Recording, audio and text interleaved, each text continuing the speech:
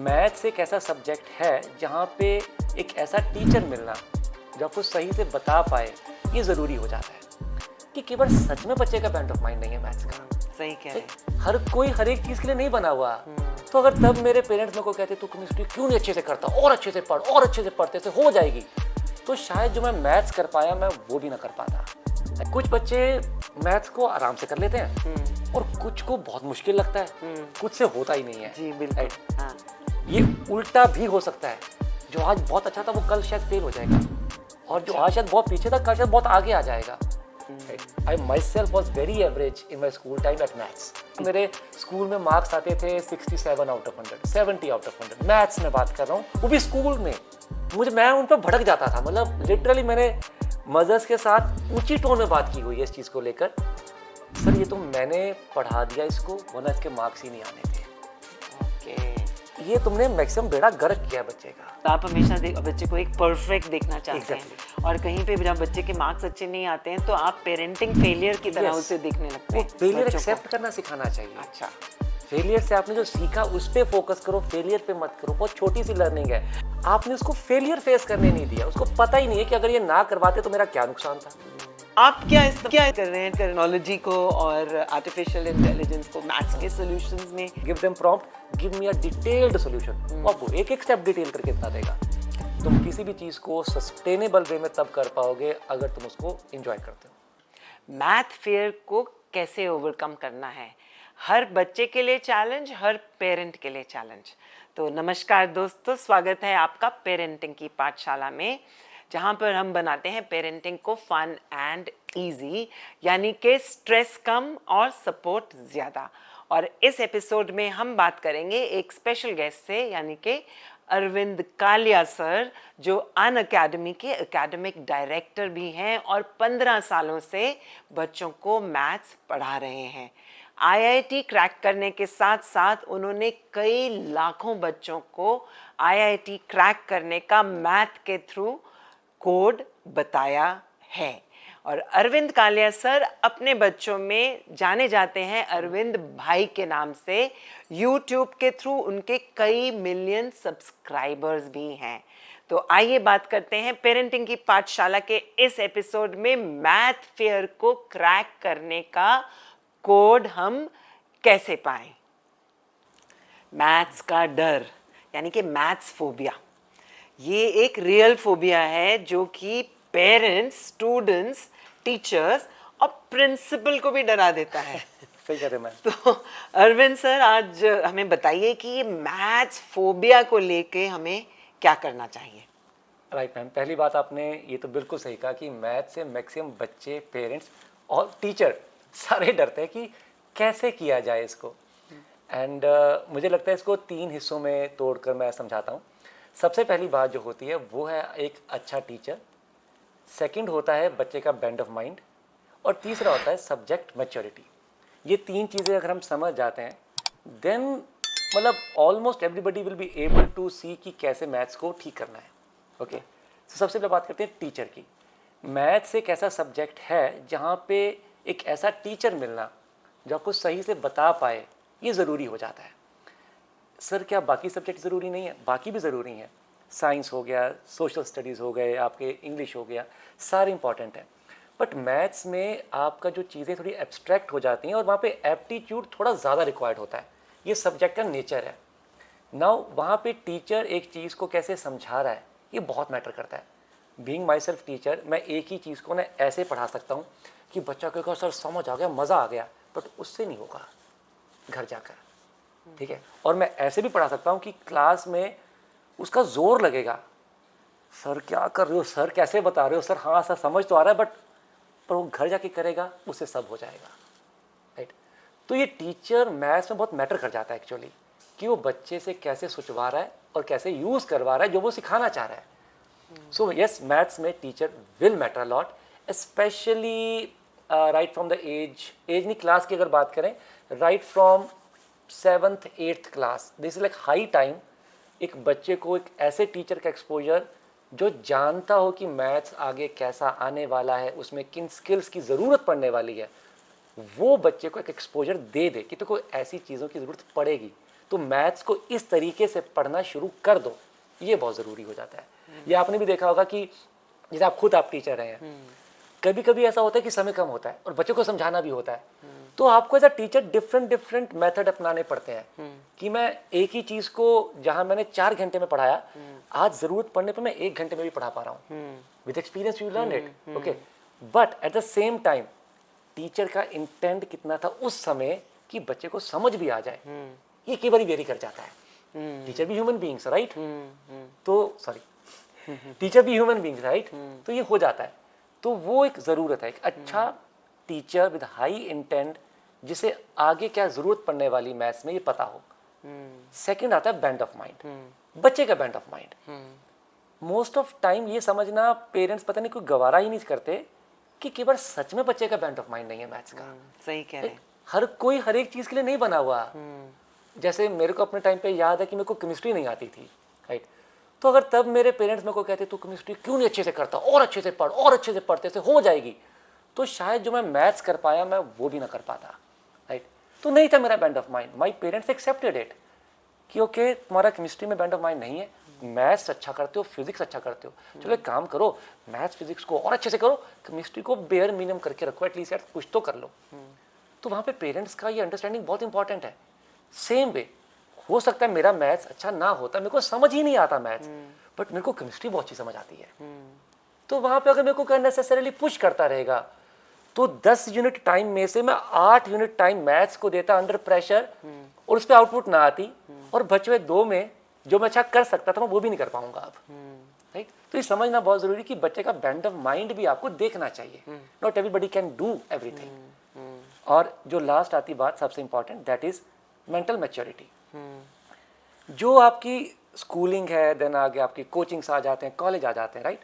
तो एक तरफ आपकी एकेडमिक्स चल रहे हैं और एक तरफ आपका मेंटल मैच्योरिटी चल रहा है। जब तक ये पैरेलल चलते हैं ना, चीज़ें सही रहती हैं। बट अगर इनमें से एक आगे एक पीछे हो जाए, चाहे तो आपका एकेडमिक्स टफर लेवल पे चला गया बट मेंटल मैच्योरिटी पीछे रह गई, या फिर मेंटल मैच्योरिटी आगे चली गई है और आपको जो पढ़ाया जा रहा है, जो कंटेंट सामने है वो पीछे है, दोनों केसेस में बच्चे का नुकसान हो जाता है, राइट? क्योंकि इसमें वो समझ ही नहीं पाता तो वो और पीछे जाता है और पीछे जाता है, और इसमें जो वो कर सकता था वो उसे बहुत ही कम करवा रहा है, तो ये अपने पोटेंशियल को अचीव ही नहीं कर पा रहा है, राइट? एक अच्छे प्लेयर को टफर प्लेयर का खेलना जरूरी होता है। अच्छा प्लेयर अगर कमजोर प्लेयर से खेलेगा उसकी गेम खराब हो जाएगी। तो यहाँ पे एक मेंटल मैच्योरिटी का रोल बहुत आता है, जो कि टाइम टू टाइम मॉनिटर करनी पड़ती है as a parent, as a teacher, और अकॉर्डिंगली बच्चे को भी समझाना पड़ता है। It's okay, you take more time, right? You take more time, कोई बात नहीं, थोड़ा समय लग रहा है, थोड़ा और समय लगाओ, आएगा। ये वही बात मैं अक्सर एग्जांपल देता हूँ पेरेंट्स को, मैम। जैसे एक 6th क्लास के बच्चे को 6th का ही बहुत टफ सवाल दिया जाए, उसको बहुत ही मुश्किल लगेगा, बट जब वो 9th में आ गया और यही सवाल उसको दोबारा दिया जाए, ये आराम से क्रैक कर देगा। तो सवाल तो वही था, फर्क कहाँ पे आया? उस बच्चे की सब्जेक्ट को लेकर मैच्योरिटी की, वो चेंज हो गई, राइट? कुछ साल पहले वो मैच्योरिटी इतनी नहीं थी, अब ज्यादा है, तो इससे वो आगे जा चुका है, तो इसको ये आसान लग रहा है। तो अब यहाँ पे एक ऑब्वियस क्वेश्चन आता है, तो सर मैच्योरिटी को बढ़ाए कैसे?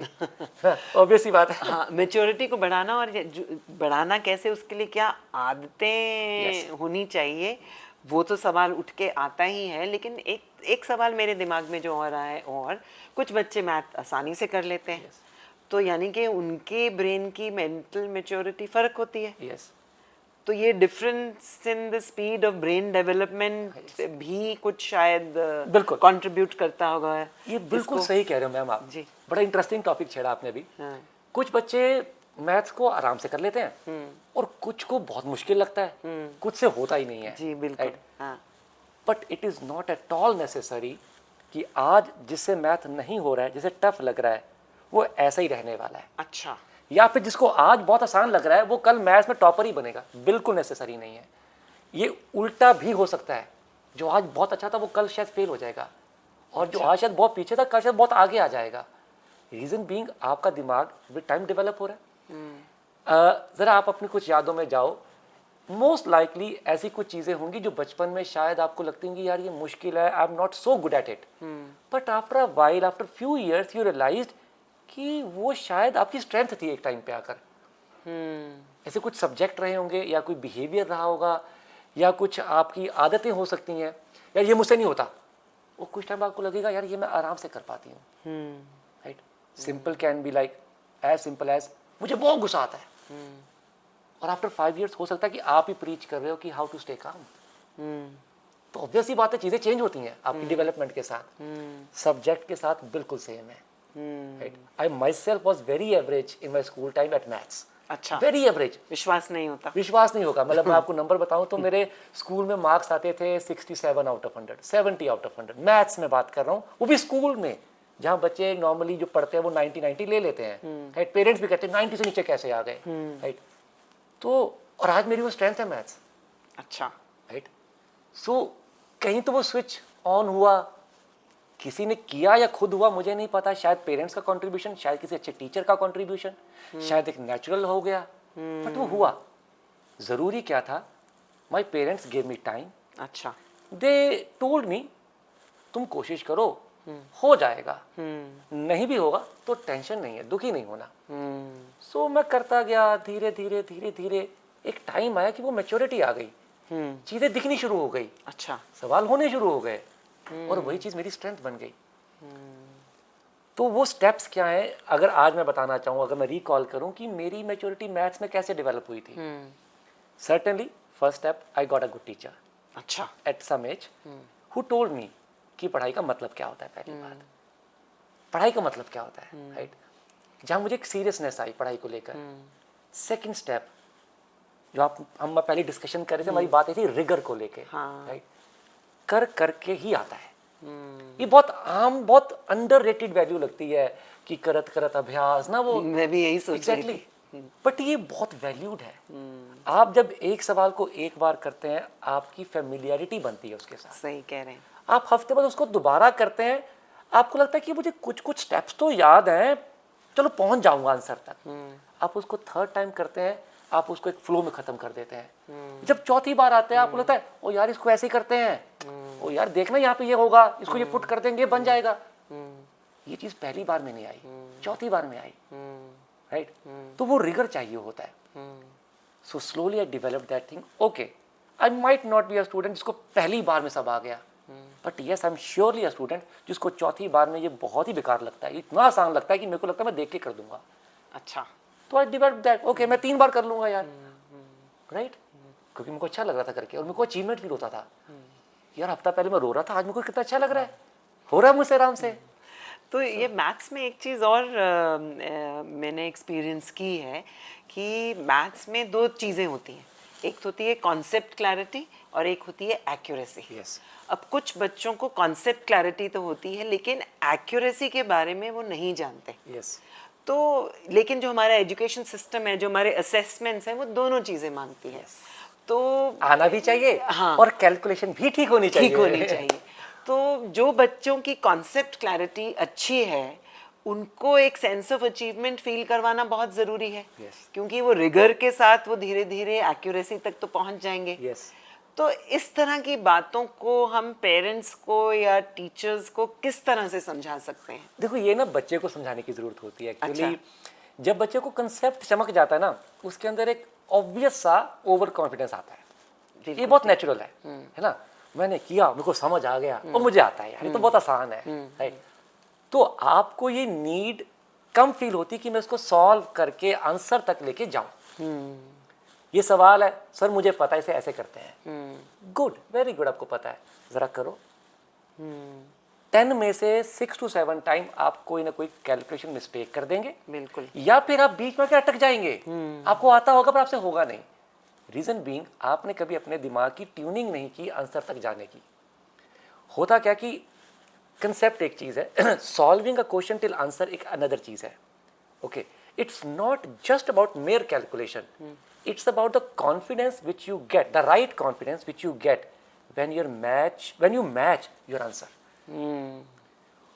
वो कॉन्फिडेंस एग्जाम में चाहिए होता है आपको। ऐसे बच्चे जो कंसेप्चुअली बहुत क्लियर होते हैं, स्ट्रांग होते हैं, पर उन्होंने प्रैक्टिस नहीं की होती, एग्जाम में दे आर मतलब हाईली अंडर कॉन्फिडेंट। हर एक सवाल वो आधा आधा करके छोड़ते हैं, क्योंकि उन्होंने कभी वो स्किल ही डेवलप नहीं किया कि आंसर तक जाना होता है।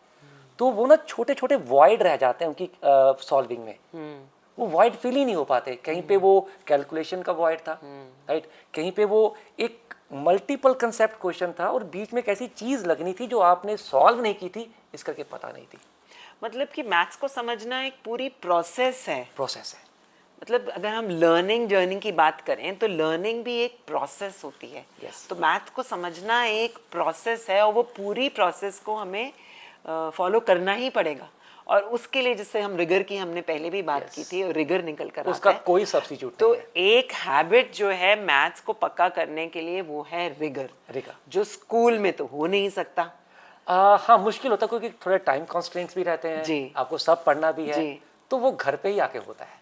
अच्छा, मतलब कि पेरेंट्स को ये समझना बहुत ज़रूरी है कि मैथ्स में बच्चे के फियर को कंट्रोल और काबू करने के लिए प्रैक्टिस रोज के रोज ज़रूरी है। हाँ, आप बच्चे को ये कह सकते हो क्योंकि बच्चा भी कहेगा मम्मा मैं क्या क्या सॉल्व करूँ, क्या क्या पढ़ूँ। बिल्कुल। हाँ। आप ये कह सकते हैं कि ओके बेटा, यू डोंट डू 20 क्वेश्चंस, अच्छा। you do 10 questions but do it till the end, अच्छा। solve it till the end, that is more important than covering 20 questions superficially. Okay. Okay. Okay. Parents की बड़ी count से जज करते हैं बच्चों को, कितने क्वेश्चन सॉल्व हो गए, कितने पेज भर गए तुम्हारे आज, राइट, होमवर्क पूरा हुआ नहीं हुआ। हाँ। देखो कहीं ना कहीं बच्चे को भी कुछ तो आपको एक एडवांटेज या लीनियंसी या कुछ तो देना पड़ेगा ना यार। वो भी तो एक, उसके आगे तो 9 सब्जेक्ट हैं, ये पढ़ रहा है, ये पढ़ रहा है, ये पढ़ रहा है, math is one of them, correct. Right. तो वो कहेगा ये भी करना, ये भी करना, ये भी। ओके बेटा, डू वन थिंग, एक काम करो, 20 क्वेश्चन थे, पहले 10 कर लो बट आंसर तक करो। टाइम बचेगा तो थोड़ा और कर लेना, वरना डोंट वरी, बचे हुए पार्ट को हम बाद में देखते हैं। अच्छा। हरी ना करो, जल्दी मत करो उसे।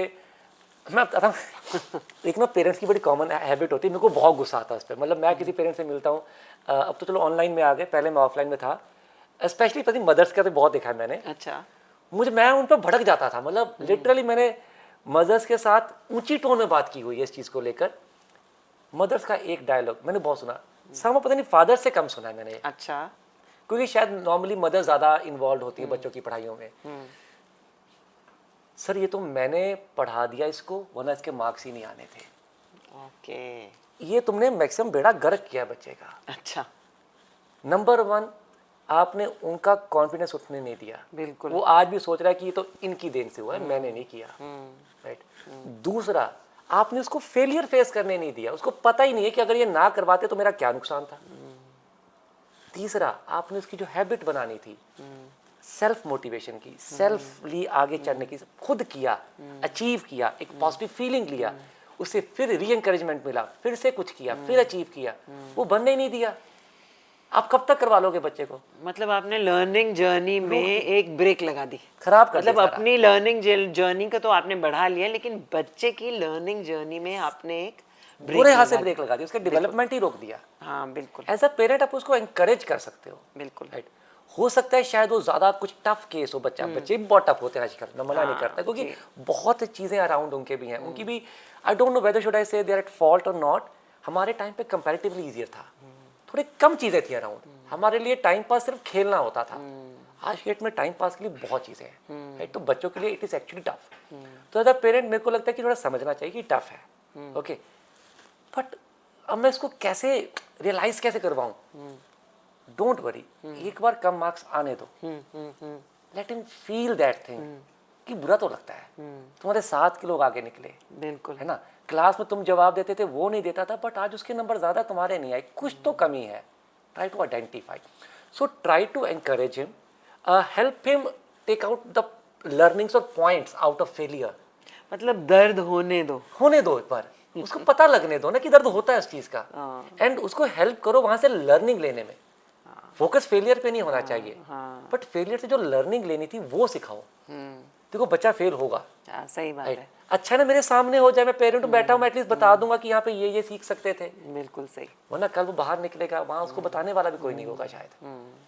सो वो थोड़ा जितना जल्दी कर लो, एज अ पेरेंट बड़ा मुश्किल होता है, क्योंकि मुश्किल होता है। बेयर करना मुश्किल है, मेरे बच्चे के नंबर कम आ गए यार। हाँ, बिल्कुल बिल्कुल बिल्कुल। आप हमेशा बच्चे को एक परफेक्ट देखना चाहते हैं, और कहीं पे जब बच्चे के मार्क्स अच्छे नहीं आते हैं तो आप पेरेंटिंग फेलियर की तरह उसे देखने लगते हैं। वो फेलियर नहीं है, वो फेलियर नहीं है, पेरेंट का भी फेलियर नहीं है, बच्चे का भी फेलियर नहीं है। It's just one of the मतलब एक्सपीरियंस। पेरेंट को भी दर्द होने दीजिए और बच्चे को भी दर्द होनी चाहिए। एक्सपीरियंस है एक। हाँ, बहुत अच्छा कहा आपने।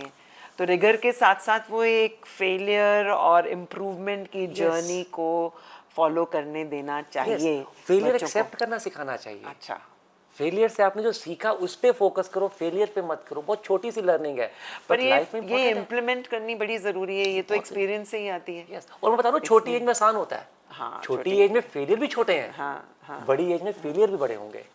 अच्छा, एक आदत मैंने बच्चों में अक्सर देखी है, जो वो मैथ्स कहते हैं कि म्यूजिक के साथ हमें बहुत अच्छा लगता है। म्यूजिक चला के वो मैथ्स पढ़ना चाहते हैं। तो बल्कि मेरी बेटी भी म्यूजिक चला के मैथ्स पढ़ती थी, और मुझे बड़ी घबराहट होती थी कि एग्जाम में जाके तुम क्या करोगी। Right. तो एज अ मैथ्स टीचर आपका क्या कहना है कि म्यूजिक एंड मैथ्स का क्या कनेक्शन है? देखो, मैं झूठ नहीं बोलूँगा, जब मैंने सीरियसली लाइफ में पढ़ना शुरू किया था जी। बहुत टाइम तक मैं भी गाने सुन के पढ़ता था। अच्छा। काफ़ी टाइम तक। जी। मैं रीज़न नहीं बता सकता, I couldn't identify reason at that time. Even at this time it is very difficult to identify कि मैं ऐसा क्यों करता था। जी। बट एक हैबिट थी मेरी भी। जी। Now is it really good और bad, we can discuss over it. First of all, जो साइकोलॉजिकल लेवल पे लगता है कि इसका एक बैड इम्पैक्ट आ सकता है, वो ये कि आप अपने दिमाग को ट्यून कर रहे हो कि जब म्यूजिक चल रहा है तो मैं ज़्यादा अच्छे से सोच पा रहा हूँ। बिल्कुल। हाँ।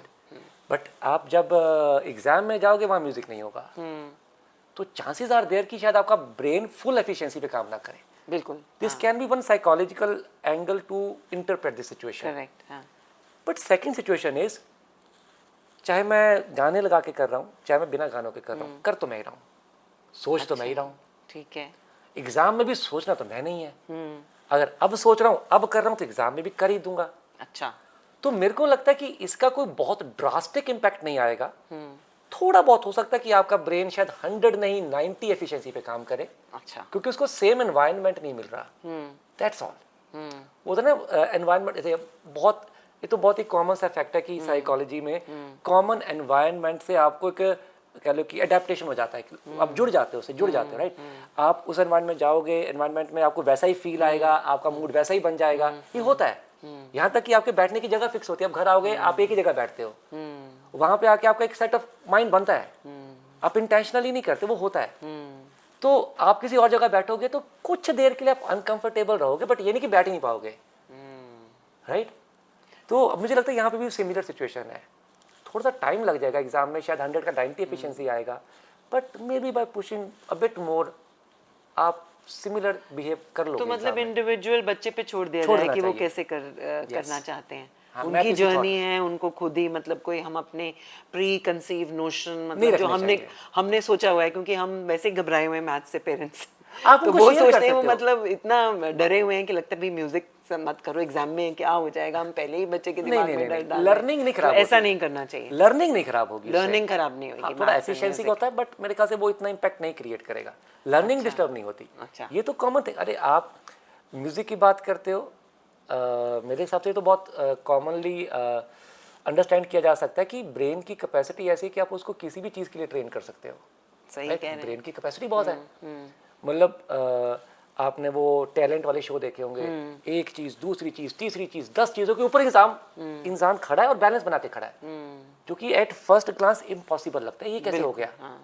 तो दिमाग की कैपेसिटी बहुत ज़्यादा है। तो एक तो पढ़ने की बात है, मेरी ट्यूनिंग म्यूजिक से हो गई। इट इज़ वेरी इजी कि मैं शायद भागते भागते भी पढ़ लूँ। हाँ, सही कह रहे हैं। ट्यूनिंग की बात है दिमाग की। So it is just that कि वही सिनेरियो चेंज होगा तो शायद आप थोड़ा सा एफिशिएंसी पे लैग करोगे, बट ये नहीं कि आपकी लर्निंग खत्म हो गई या खराब हो गई। मतलब रोकना नहीं चाहिए। हाँ, सीख तो रहे हो, अपने आप एक्सपेरिमेंट, अपने आप एक्सप्लोर करने देना चाहिए। 100%। अब जहाँ मैं आपकी बातचीत सुन रही हूँ तो मुझे समझ में आ रहा है कि आपका मैथ्स से कनेक्शन बहुत स्ट्रॉन्ग है। नेचुरली आप एक नेचुरल फ्लेयर है आपका।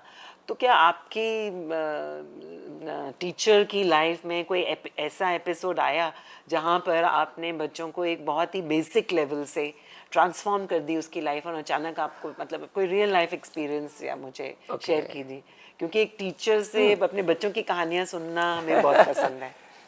देखो मैम, इसमें ना समझने वाला पॉइंट ये है कि देखो, एक है मेरे पढ़ाने का स्किल। अच्छा। कि मैंने कितना अच्छा पढ़ाया, कितना समझा दिया, बच्चे से कितना करवा दिया, और एक है फाइनली बच्चे का नेचुरल इम्प्रूवमेंट, उसके वो खुद कितना इम्प्रूव हुआ। सही कह right? रहे हैं। पढ़ाने को मैं ल्यूसिड बना सकता हूँ, आसान बना सकता हूँ, that is the first skill as a teacher which I develop. दूसरी स्किल जो एक सेकंड लेवल है, मैं बच्चे को रियलाइज़ करवा सकता हूँ कि यहाँ पे तुम्हें नहीं आता था, अब तुमने सीख लिया, अब जाके उसको प्रैक्टिस करना है तुमने, ताकि जो सीखा है ना ये तुम्हारे लिए आसान बन जाए। एक होता मैंने सीख लिया, एक है कि मेरे लिए आसान बन गया, बहुत फ़र्क है दोनों में। मैं नॉर्मल टर्म यूज़ करता हूँ, चलो इसको घटिया बनाते हैं, राइट। तो घटिया से मेरा मतलब कि इसको इतना ईजी बना लेते कि ऑब्वियस हो जाए कि हाँ सर ये ऐसे तो होगा, और कैसे होगा, राइट। उसके लिए मेरा समझाना, फिर बच्चे का उसको 2-3 बार करना, वो ज़रूरी होता है। तो ये एक स्किल है, but believe me this is like just 50% of the story. मतलब शायद टीचर इसको बेस्ट मानते कि इसके ऊपर क्या ही बचा है, आपने अच्छा पढ़ा दिया, आपने ये भी मेक श्योर कर लिया कि बच्चा पढ़ भी ले, और क्या ही बचा है। नहीं, दिस इज़ 50%। रेस्ट 50% इज़, ये मैं बता रहा हूँ आउट ऑफ माई एक्सपीरियंस, जो मुझे बच्चे बाद में मिले, कॉलेज बच्चे चले गए, पास आउट हो गए, कॉलेज गए, मिलते हैं, so what they appreciate the most about me, है ना, दे टेल, क्योंकि बड़े हो गए हैं, सर कैसे हो आप, फिर बातें बताते हैं पुरानी। कॉलेज में जाकर जब मुझे मिले, मुझे किसी ने आके कभी ये नहीं बोला कि सर आपने पढ़ाया बहुत अच्छा था, इस करके नंबर आ गए, अच्छा, किसी ने नहीं बोला, बट सब ने ये बोला सर आप वो जो बातें करते थे ना उनसे बहुत फायदा होता था, सर पढ़ना आ गया था, सर कॉलेज में जाके ना डील करना आ गया था, सर कॉलेज में ना सर ये सिचुएशन बनी, मुझे आपकी याद आ गई, सर आपने कहा था ऐसा होता है लाइफ में, सर फिर मैंने अपना दिमाग लगाया, आपने जो बताया था ना मैंने वैसे करके देखा, मुझे ये फायदा हुआ। मतलब 9 out of 10 students will never tell a good teacher कि आपने पढ़ाया था तो फायदा हुआ, they will tell you sir आपने ये बताया था उसका फायदा हुआ। मतलब लाइफ लेसन्स और Little subject beyond, lessons yes. साथ साथ चलने चाहिए, मतलब लाइफ की स्टोरीज से बात करते करते। एजुकेशन इज नॉट पीसीएम और इंग्लिश और social studies, education is something beyond that. ये तो बहुत एक छोटा माइलस्टोन है लाइफ का कि ठीक है तुम्हें इसके थ्रू गुजरना पड़ता है, राइट। फिर बच्चा कहेगा सर अगर लाइफ में बाकी चीज़ें इंपॉर्टेंट है, पढ़ते ही नहीं है सर, वैसे भी मैथ का रियल लाइफ में कोई बहुत एप्लीकेशन तो नहीं दिखता अगर मैं पर्टिकुलर कोर जॉब में ना जाऊं। सर केमिस्ट्री में मैंने पढ़ा था बचपन में, 11th में मोल कंसेप्ट पढ़ाया था सर, सर लाइफ में कहीं नहीं काम आया, तो सर क्यों पढ़ाते हैं। सर मैं तो सोचा था मैंने केमिस्ट्री में रिसर्च भी नहीं करनी, मैं छोड़ सकता था, मैंने फिर भी पढ़ना पड़ा क्योंकि एग्जाम में आना था। सर ये रखा ही क्यों, ऑप्शनल कर दें, है ना। मेरे को बचपन से क्लैरिटी, मेरे को मैथ करना है, मेरे को मैथ पढ़ाओ, ना पढ़ाओ फिजिक्स, ना पढ़ाओ केमिस्ट्री, ना पढ़ाओ सोशल स्टडीज, क्यों पढ़ा रहे हो सर। तो यहाँ पे ना I will not take the credit, मेरे एक बहुत क्लोज फ्रेंड है, उनका नाम है भूप वर्मा। अच्छा, ओके, एक बार उन्होंने ये इंसिडेंस बताया, I would say I have never heard a better answer to this query. So वो सर क्लास लेके आए, अच्छा, मैं खड़ा था, सर आज बड़ा अच्छा किस्सा हुआ क्लास में। मैं कहा क्या हुआ।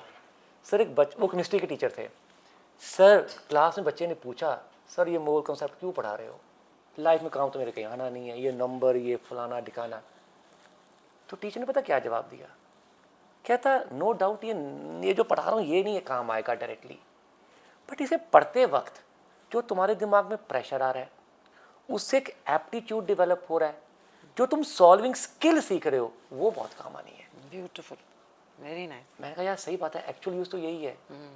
तो हर एक सब्जेक्ट का रोल नहीं आएगा डायरेक्टली, बट इनडायरेक्टली वो जो आपके दिमाग में प्रेशर क्रिएट करता है वहां से आप उसका एक सोल्यूशन ढूंढते हो, वो जो सॉल्विंग स्किल आया उससे आपके दिमाग का डेवलपमेंट हुआ, नए न्यूरॉन बने, वो लाइफ में बड़ा काम आने हैं।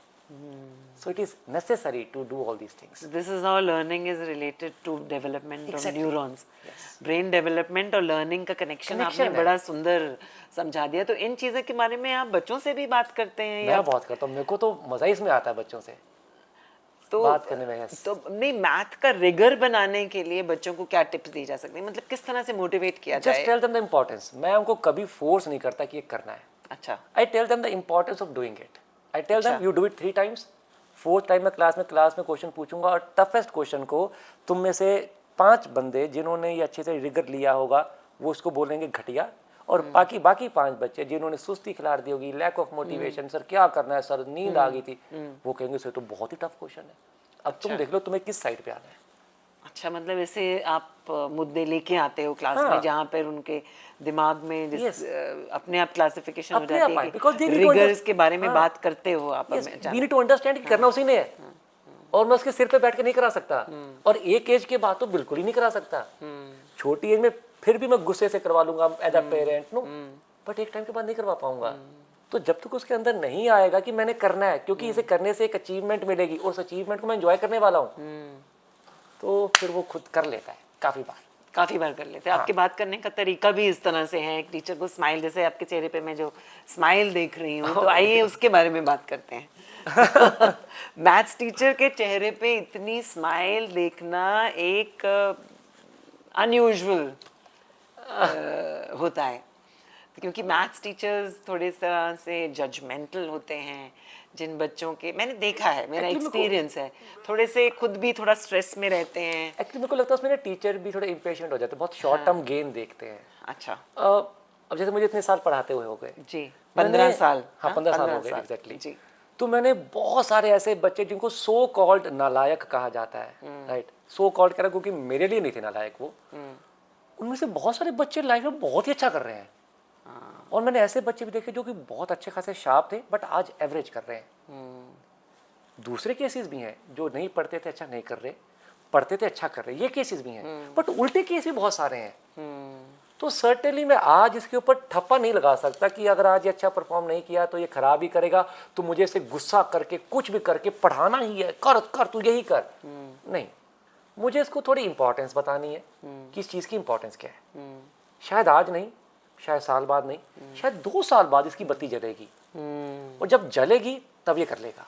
मतलब पेशेंस रखनी पड़ेगी। हाँ। बच्चे के दिमाग की बत्ती को जलने देना हाँ। पड़ेगा। आप बीज बोते रहो, हाँ, बीज आप जल्दी ना बोते करो रहो। कि आज ही पेड़ बन जाए। हाँ, बीज बो दो, किसी में आज बन जाएगा, किसी में कल, किसी में साल बाद, पर बन जाएगा। बट ये जो बीज है ना, इसको थोड़ा सा एटमॉस्फेयर देना पड़ता है साथ में हल्का सा, विच इज लाइक जहाँ पे रोल आता है आपका जनरल विजडम का, लाइफ को लेके बात करने का, थोड़ा बहुत फ्यूचर के बारे में, पास्ट के बारे में बच्चे से बात करने का, कि यार लाइफ में ऐसे एक्सपीरियंसेस होंगे जब ऐसा भी होगा। अच्छा, अगर तुम्हारे साथ ऐसा हुआ तो तुम क्या करोगे? ओके, बच्चे ने चीज़ बताई। अच्छा, मैं बताता हूँ मेरे साथ होता ना, मैं ऐसा करता। अच्छा, अब सर्टनली यू बीइंग एल्डर, आपने वो चीज़ देखी हुई है तो यू नो उसके कंसिक्वेंसेस क्या है। तो आप जो उसको सोल्यूशन बताओगे, बच्चे को कुछ कुछ लगेगा यार बात तो सही लग रही है, कुछ कुछ गलत लगेगी, बट उसको कोई ना कोई एक्स्ट्रा लर्निंग मिलने वाली है। रुक जाओ, अब लर्निंग को एम्फसाइज मत करो, बात करके निकल जाओ। आप भी पेरेंट हैं, है ना? आपके 2 बेटे हैं। हाँ जी मैम। तो आप मुझे बताइए कि आप जो लेसन्स की बात कर रहे हैं अपनी पर्सनल लाइफ में बच्चों के साथ कैसे इम्प्लीमेंट करते हैं, उसके बारे में बताइए थोड़ा सा। देखो ma'am, certainly first of all it is little difficult for a parent, क्योंकि स्पेशली अगर मदर्स की बात करें, अगर वो वर्किंग है तो फिर मैं उसको कवर करता हूँ फादर के साथ, क्योंकि दोनों वर्किंग हो गए जी। अगर वो वर्किंग नहीं है तो घर में सच में बहुत काम होते हैं मदर के लिए, राइट। हाउस जो होगा ना, हाउस वाइफ, भाई ये फुल फ्लेज काम है अपने आप में, बिल्कुल, हाँ। Right. Never consider them free first of all, ब- और ऊपर से उनका काम ज़्यादा स्ट्रेस वाला होता है क्योंकि उनको क्रेडिट भी नहीं मिलना होता, राइट। सो वो इतना इन्वॉल्व होते हैं, तो सर्टनली बच्चे के लिए अलग से टाइम निकाल के सोचना मैं ये करूँगा, ये कहूँगी, ये बताऊँगा, मुश्किल होता है। सेम अगर वर्किंग है, हस्बैंड या वाइफ वर्किंग है, दोनों वर्किंग है, तो वो ऑफिस से जब आते हैं तो बड़ा डिफिकल्ट होता है उस बैगेज को हटाना और फ्री माइंड से बच्चे साथ बैठना बड़ा मुश्किल होता है। तो नाउ मेरे को क्या लगता है, एक चीज़ अगर पेरेंट्स अपने डेली रूटीन में चेंज कर दें, उसके बाद अपने आप सब चेंजेस दिखते हैं। अच्छा। और बहुत छोटा सा चेंज है ma'am. I myself realized it few months back, क्योंकि मेरे को दिक्कत आती थी सेम, बट मेरा नेचुरल इंक्लिनेशन है तो मैं बच्चों से बातें करता रहता था। बट सर्टनली ऐसा बहुत सारा होता था कि यार मेरा मन है बात करने का, बट आज ऑफिस का चल रहा है यहाँ पे और मैं स्टेट ऑफ माइंड में नहीं आ पा रहा कि मैं बात कर पाऊँ बच्चे से, क्योंकि पहले वो स्टेट ऑफ माइंड आना जरूरी है ना। बिल्कुल, राइट। हाँ। तो बट पिछले कुछ महीने से एक बात को स्ट्राइक की, I practised it and now I am so confident about it कि इतना छोटा change and it can do wonders for parents and kids. अच्छा। एंड दैट इज 30 मिनट्स अपने रेगुलर टाइम जो सोने का है, उसे 30 मिनट पहले सो जाओ और जो उठने का टाइम है उससे 30 मिनट पहले उठ जाओ। अच्छा। आप ना सोने का टाइम कम कर रहे हो ना कुछ, बस 30 मिनट पहले सो जाओ, 30 मिनट पहले उठ जाओ। वो जो 30 मिनट पहले उठे हो ना, उस टाइम को बच्चों पे डेडिकेट कर दो। मतलब फ्री माइंड करके फिर बच्चे के साथ Yes. एंगेज हो। एज अ पेरेंट ना कई बार हम अपने रात के वो थोड़े से और मजे के लिए, क्या मैं भी तो थके आया हूँ यार, मैं टीवी देखूंगा, राइट, मैं गाने सुनूंगा। सेम मदर, मैं थक गई हूँ, मेरे को भी अब रेस्ट चाहिए। सही है, चाहिए, बट आई सपोज आप अगर 1 घंटा कर रहे हो तो आधा घंटा रेस्ट ले लो। 1 घंटा टीवी देख रहे हो, आधा घंटा टीवी देख लो। Just 30 minute for your kid, nothing more than that. 10 बजे सोते हो, 9:30 सो जाओ, नॉट सो डिफिकल्ट। अब 10 बजे सोते हो, मैं बोलूँ 7 बजे सो जाओ, डिफिकल्ट है, राइट। 10 o'clock सोते हो, 9:30 सो जाओ। 7:30 उठते हो तो 7 o'clock उठ जाओ। सो आप सेम टाइम रहे हो तो कोई थकावट नहीं है, बस आधे घंटे का शिफ्ट है।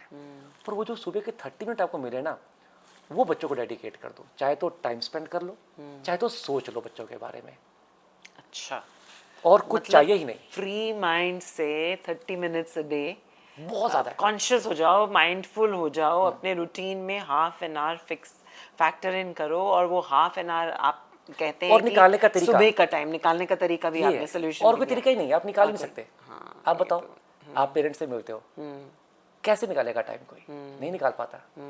आपको कुछ ना कुछ तो ऐसा करना पड़ेगा कि यार एक ऐसा टाइम आए जो मेरी बाकी एक्टिविटीज को ज्यादा हैम्पर नहीं कर रहा, बट वो टाइम ऐसा मिल रहा है जहां मैं सच में फ्री हूँ।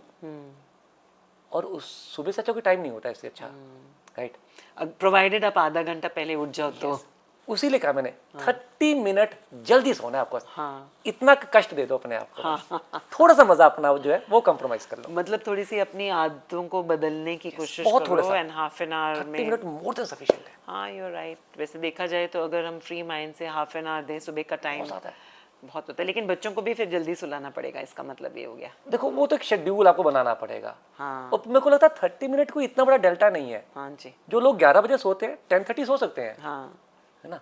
तो वो हल्का सा डेल्टा क्रिएट कर लो, it can do wonders, magical. तो हम मैथ्स फेयर से चलते चलते बच्चों की स्लीप रूटीन तक आ गए। मतलब सब हर चीज़ में कनेक्शन है। कनेक्शन बनने से बहुत सॉल्यूशंस निकलती हैं, और टाइम निकालने से टाइम निकलता है। एंड एक चीज़ मुझे जहाँ पे और उभर के आ रही है, मैथ्स जैसे कॉम्प्लेक्स सब्जेक्ट को सिंपल बनाने के सिंपल ही तरीके हैं। बिल्कुल सही कह रहे हो आप। सिंपल तरीके हैं, Simplest. तो ट्रेडिशनल तरीके हैं। तो चलिए यहाँ से चलते हैं कुछ टेक्नोलॉजी और आर्टिफिशियल इंटेलिजेंस की तरफ। Yes ma'am. घेर लिया है इन्होंने हमको, घेर लिया नहीं, नहीं, मैम, पेरेंट्स बताओ। को, टीचर्स को, बच्चों को। तो आप क्या इस्तेमाल कर रहे हैं टेक्नोलॉजी को और आर्टिफिशियल इंटेलिजेंस को मैथ्स के सॉल्यूशंस में? क्या आप यूज़ कर रहे हैं इसको? देखो, बीइंग वेरी फ्रैंक, जिस करियर पाथ पे मैं हूँ, मुझे बहुत ज़्यादा ज़रूरत तो नहीं पड़ती, क्योंकि I am more into teaching. End of course कई बार हेल्प हो जाती है, कई बार कुछ नए क्वेश्चंस क्रिएट करने होते हैं तो आप एआई में, आजकल तो बहुत अच्छे जनरेटर्स आ गए जी, हैं, बिल्कुल। तो उनको कुछ कुछ दो तो वो क्वेश्चंस क्रिएट करके दे देते हैं, नए क्वेश्चंस क्रिएट करके दे देते हैं जिनको आप वैलिडेट कर सकते हो कि सही है, and then you can use it. But आज की डेट में ऑलरेडी इतना कंटेंट अवेलेबल है कि उसकी बहुत ज़्यादा नीड नहीं फील होती। बहुत ज़्यादा कंटेंट ऑलरेडी अवेलेबल है इस समय, राइट। तो but yes, when it comes to like YouTube, because I am on YouTube more और लेस, तो वहाँ पे कई बार हमें वीडियोस क्रिएट करने होते हैं। वहाँ पे हम इस टेक्नोलॉजी का यूज़ कई बार करते हैं बेटर वीडियो बनाने के लिए, जो कि बच्चों के लिए ज़्यादा यूज़फुल हो, इजी टू कॉम्प्रीहेंड हो, कम समय में ज़्यादा अच्छी इन्फॉर्मेशन जा पाए। तो कई बार स्क्रिप्टिंग में हेल्प हो जाती है, कई बारी वीडियो शॉट्स जो होते हैं उनको बेहतर बनाने में हेल्प हो जाती है। तो वैसा यूज़ होता है, but not really much in my career path. Okay. तो यहाँ से आता है कि आप मुझे बताइए, बच्चे मैथ को पढ़ने के लिए एआई का यूज़ कर रहे हैं? क्योंकि देखो, मतलब थोड़ा मैथ खुद ही करना पढ़ने पड़ेगा। के लिए यूज़ नहीं करते, नहीं पर करते। यस क्वेश्चन में हेल्प चाहिए तो वो क्वेश्चंस जो है एआई के थ्रू कुछ सॉल्यूशंस ले लेते हैं। अच्छा। क्योंकि आजकल तो आप क्वेश्चन को आप टाइप करके दे दीजिए तो प्रॉपर आपको जो, of course I shouldn't be naming so many, there are so many हाँ, लाइक बहुत सारे इन लाइक राइट नाउ मार्केट। तो एआई जनरेटर जो है वो आपके आराम से सोल्यूशन देते हैं, स्टेप बाय स्टेप दे देते हैं। You give them prompt, give me a detailed solution, वो आपको एक एक स्टेप डिटेल करके बता देगा। करेक्ट। तो वैसी हेल्प हो जाती है। तो but yes it is limited to very few questions, because most of the questions जब बच्चों को सॉल्यूशंस मिल जाते हैं, जब वो टीचर से डाउट ले लेते हैं, तो रेयरली कोई बहुत टफर क्वेश्चन एनकाउंटर किया तो वहाँ पे की बड़ी हेल्प ले तो ली। मतलब सेल्फ स्टडी के लिए वो यूज कर सकते हैं, इसका मतलब? देखो सेल्फ स्टडी का मतलब ही है सेल्फ स्टडी, वो तो हेल्प कैसे लेंगे ना अपने डाउट को पूछ सकते हो, हाँ, मिसकंसेप्शन क्लियर हाँ करने वो के लिए। क्लियर कर सकते हो, अच्छा, पर लेकिन पढ़ना तो खुद ही पड़ेगा सॉल्व तो खुद करना पड़ेगा। दैट इज राइट, दिमाग तो खुद ही का लगाना पड़ेगा, एफर्ट तो खुद ही करना होगा, रिगर तो खुद ही डेवलप करना होगा, सोचना तो खुद ही करना पड़ेगा, अप्लाई भी खुद करना पड़ेगा, मतलब बट उसमें खुद मजा आता खुद। है। हाँ, मजा। ये समझना बहुत ज़रूरी है। मैं अक्सर बच्चों को कहता हूँ कि तुम ना कोई भी हैबिट डेवलप कर सकते हो, कोई भी चीज़ सीख सकते हो, जस्ट दो चीज़ें दिमाग में रखो। नंबर वन, तुम किसी भी चीज़ को सस्टेनेबल वे में तब कर पाओगे अगर तुम उसको इंजॉय करते हो। सही कह रहे हैं। तुम्हारा विल पावर तुम्हारा हफ्ता 10 दिन 20 दिन चल जाएगा, उसके बाद नहीं चलेगा। तो you need to seek pleasure out of what you are learning. Okay, अब वो प्लेजर कैसे लेना तुम देखो। लाइक सर मुझसे सुबह उठ के एक्सरसाइज नहीं होती, क्यों? क्योंकि तुम एक्सरसाइज में प्लेजर नहीं सीख कर पा रहे, राइट? तुम भागो और अपने आप को बताओ कि मेरी हेल्थ अच्छी हो रही है। अगर मैं भागता रहा ना तो 2 महीने बाद मेरा 10 किलोमीटर भागने का स्टेमिना होगा, जो कि आसान नहीं है। मैं अगर प्रैक्टिस करूंगा मैं सबसे आगे निकलूंगा। Seek some pleasure out of it. तो आपको जब मजा आता है ना तो आप वो काम करते हो। और दूसरी चीज जो सबसे इंपॉर्टेंट मैंने रियलाइज की है, आप किसी भी चीज में मजा ले सकते हो। अच्छा, विच इनडायरेक्टली टेल्स यू आप कोई भी चीज सीख सकते हो। हाँ, मतलब हाँ, बहुत अच्छा कहा आपने कि सीखने में मजा ढूंढो और किसी भी चीज से मजा ले सकते हो, तो मतलब learning becomes fun. Yes, If you सीख try, करना पड़ता है, या आपको सीख पड़ता करना है। मतलब अपने माइंड को आपको ट्रेन करना पड़ेगा कि this is fun for me, I am having fun, मतलब बता के हाँ, अपने आप बताना को, पड़ेगा आपको, अपने आप पर को तभी बता आता के। है। हाँ, ये सवाल मैं घटिया बनाऊंगा, आज मैंने घटिया बना दिया, मुझको इजी लग रहा है अब ये, तो मजा आ रहा है मुझे, बट बताना पड़ेगा। तो मैथ्स के लिए अपने माइंड पे भी हमें बहुत साथ साथ में काम करना पड़ेगा। So very nice. आपके साथ बातचीत करते करते मैथ्स की गहराइयों के साथ साथ कुछ और पेरेंटिंग की गहराइयों तक भी हम पहुंच गए। होपफुली मैं कुछ हेल्प कर पाया। जी जी हाँ, बहुत बहुत सिंपल और सरल टिप्स दिए हैं अरविंद कालिया सर ने। Thank you, ma'am. और बच्चे इनको अरविंद भाई बोलते हैं, और अब आपको पता चल ही गया होगा कि अरविंद भाई का नाम कैसे आया, because he is so friendly, and जो ये कर रहे हैं, जो इनकी पैशन है, और हमें नज़र आ रहा है कि उसमें से प्लेजर इनको मिल रहा है, और वही प्लेजर उनकी स्माइल में नजर आता है। Thank you very much for Thank you, being ma'am. With us on the channel Thank you very much, parenting ma'am. की पाठशाला। Thank you so much, it has been an absolute pleasure. आपसे बात करके मुझे बहुत कुछ सीखने को मिल गया, जो कि मैं अपने बच्चों के साथ शेयर करने वाली हूँ कि उनको लर्निंग में प्लेजर कैसे सीख Pleasure is करना all है। mine, ma'am. Thank you very much. Thank you so much, thank you Okay, for ma'am. Being, thank you.